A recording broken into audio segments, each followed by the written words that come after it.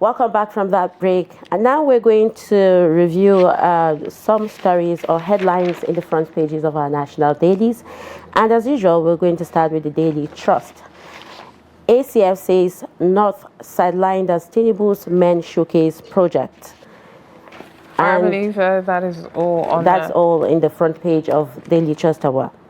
All right, moving on, we have the Guardian on the Guardian right in front. We have discourse over bill, 2 million customers struggle with metering efficiency. That's on page 6 of the Guardian newspaper. At the top left, we have 210 trillion naira audit gap.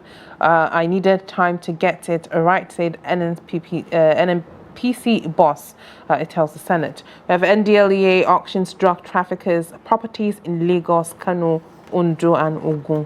That's on page 3 of the Guardian newspaper. Mob lynches police officer's son for beheading a brother in Ondo State.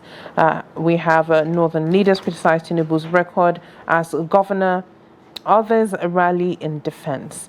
Nigerians spent 1.3 trillion naira on PMS in June as Dangote marketers deepen competition. Nigeria's economy to grow by 3.4% this year, IMF confirms. That current security architecture can't contain insecurity, as Alia says. Federal government cautions as Ghanaians allege ritual killings, prostitution against Nigerians. That's on page 4 of the Guardian newspaper. We have a new tour raises tribunal to sanitize hospitality and tourism sector. All of that is on the Guardian newspaper. Make sure you grab yourself a copy and stay informed. The next newspaper to review. No, next up, we have joining us via Zoom to review some of the headlines of the pages of today's newspaper is Ben Shamang, former director, News Voice of Nigeria. Good morning, Mr. Ben Shamang. Thank you for joining us as always. Thank you, two powerful ladies.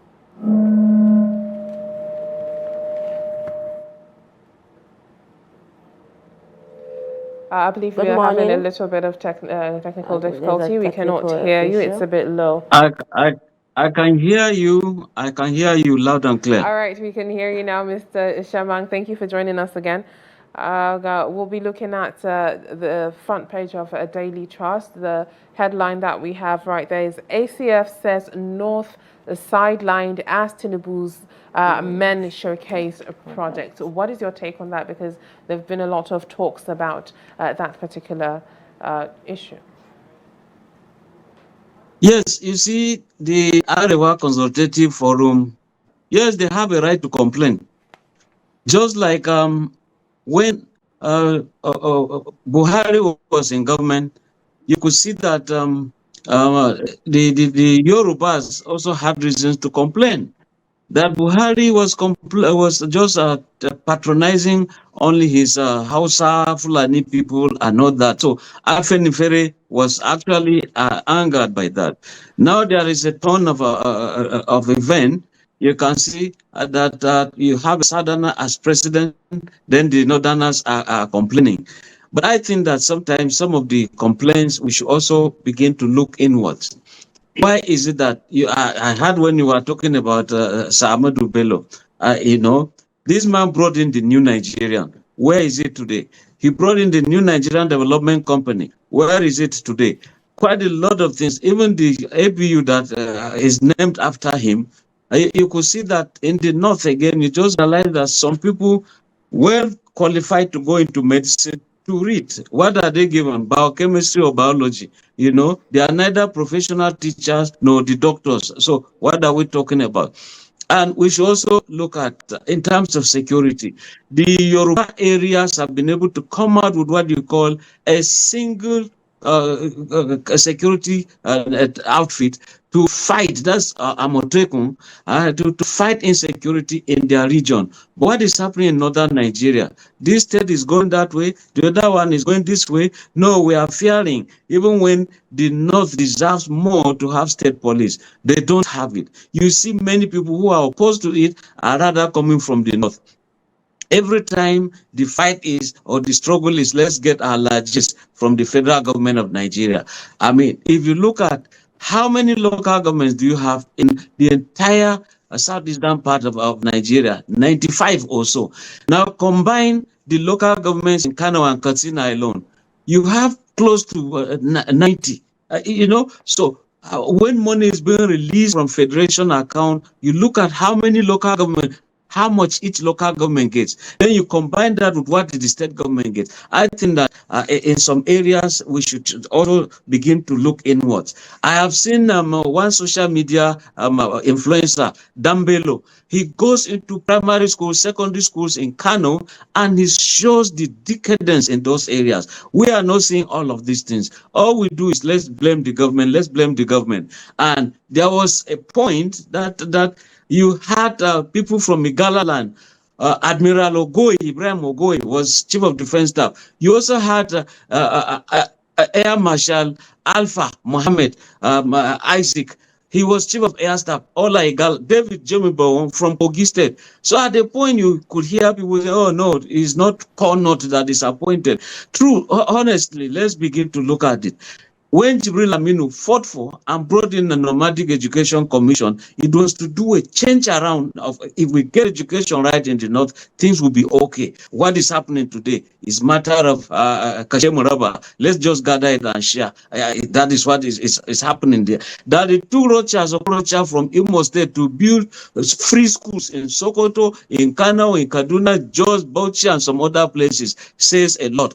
Goodluck Jonathan came and built schools for Almajiris, but these schools, you have computers there, nice desks with ACs. They all, what is happening there? So when we begin to just say Tinubu is unfair, let us begin to look at ourselves. We have also, was it Tinubu who gave contract for the international airport in Katsina? That was given to a Katsina indigene. What has happened to that money? So quite a lot of things. Truly, I will not be who win by all this kind northern. I'm a northerner, but I feel injured that when I pass through areas, come to southern Kaduna, you see ginger, you see mango, all these things are wasted. Nobody is talking of let's have some industries, employ people. Now Zamfara, an agronom or an agrarian state. Look at Sokoto, farming that is supposed to be the end thing. Those things are not happening there. Why? Because we have allowed insecurity, banditry to come in. Is there banditry in southwest Nigeria? And so let us begin to look inwards. Let us begin to, you also have people who have served this government. They are still serving this government. And some will just, okay, I've withdrawn myself, I've resigned, I'm going to join opposition. Why don't you stay in government and fight inside? And so quite a lot of things are wrong. All right, now let's move to the Guardian newspaper. Boldly written there is discourse over bill, 2 million customers struggle with meeting efficiency. What are you going to say about this? Now, you see, when PDP was leaving government, they decided to sell out the unbundled NEPA, created discourse, distribution companies, GenCos, generating companies. Then you also have those who are supposed to do the marketing.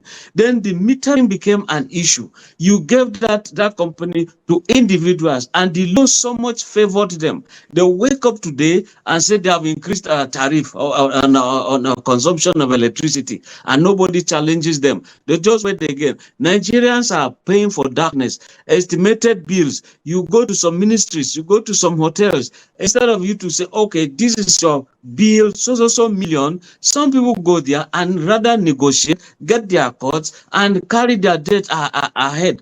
So it doesn't help at all. And at a point, you could see the Minister of Power telling us that generators are no longer in use in Nigeria as it used to be because there is now stable power supply. And this is very far from the truth. You find communities, they gather money, they go and buy transformers, and these distribution companies will come and start charging them. You are in band A, you are in band B, you are band C. When they see that you are so troublesome, they can take you to band A so that you pay so high for a darkness that you are not using the light. And that's why I can see Bismarck saying that, look, For us to have a better outing, let electricity be stable, and one is taken aback. Every time electricity, we're going to supply you this, we don't just see it. And so I think that all this procrastination, Nigeria, we need this, we need that. We know if we have the money. Today we're talking of NNPC refusing to account for 210 whooping sum of trillion naira. Where is that money? I can see Senator Wadada saying that this money is not missing and is not stalling, but where is it? NNPC, come and tell us. But we can see the new MD, Group Managing Director of NNPC, trying to say that, look, we're going to bring out all of this. And when he started, he's just barely 3 months in that job. But you can see that he's trying to open the files for Nigerians to see. But again, that is offensive to some people. And it's offensive. I think that the current Minister of Petroleum, who is the president of Nigeria, Asiwaju Bola Ahmed Tinubu, and the commander-in-chief of the Nigerian Armed Forces, should support the minister, should support every Nigerian, so that we unearth to know what is happening. How can we have 4 refineries? Nothing is being refined. Not even a cup of petrol is being refined. And we just say we are a petroleum nation and all that stuff. Thank God that Dangote is coming to the rescue. I don't even mind to say that Dangote should contest and be a Nigerian president because of his welfareism attitude. But all the same, NEPA is cheating us. Metering, we need that so that I pay what I consume. If you have DSTV, you have GoTV, you have Star Times. The what you have consumed is what you are just simply seeing. You have your phone there. The moment you load and you watch your film, the data goes and the phone goes off. So why don't we have that? And so we continue to complain till eternity. It shouldn't be the thing. All right, thank you very much, Mr. Ben Shamang, for always helping us review top stories on the front pages of our national dailies. It's always a pleasure. Thank you for having me. Thank you very much, Mr. Shamang. All right, I believe with that we've come to the end of Daybreak on Trust TV. Make sure you stay with us tomorrow morning at 8, or tune in tomorrow morning at 8 a.m. so you do not miss out on, as usual, interesting and engaging conversations. As always, I am Hawa Adam Kiawa. Thank you for watching. And I am Mariam Idris. Have a nice day ahead.